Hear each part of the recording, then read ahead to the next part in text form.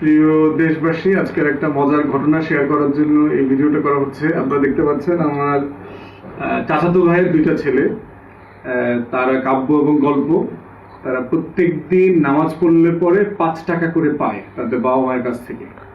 তো সেই রকম টাকা তারা জমিয়েছে এবং দেখেছেন দুই ভাই 200 টাকা করে নিয়ে আসছে। আমি যে দেশবাসীর কাছে আমার নির্বাচনী তহবিলে টাকা দেওয়ার জন্য যে আবেদন করেছিলাম, আপিল করেছিলাম, যদিও সেটা গতকালকে আমি অফিসিয়ালি ক্লোজ করে দিয়েছি, কিন্তু এটা এতই একটা এক্সাইটিং একটা ব্যাপার যে এটা আসলে আপনাদের সাথে শেয়ার না করে উপায় ছিল না আর কি।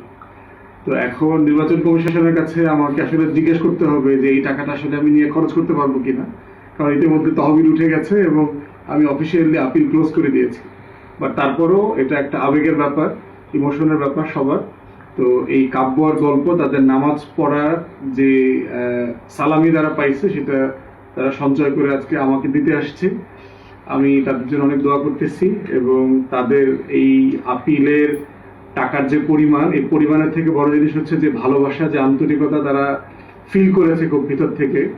এইটা অবশ্যই আমাদের সবার জন্য খুবই শিক্ষণীয় এবং মানে মানে আবেগে আপ্লুত হওয়ার মতো একটা ব্যাপার। আমাদের দুজনের জন্য অনেক দোয়া এবং দেশবাসীর কাছে দোয়া চাচ্ছি এই দুজনের জন্য।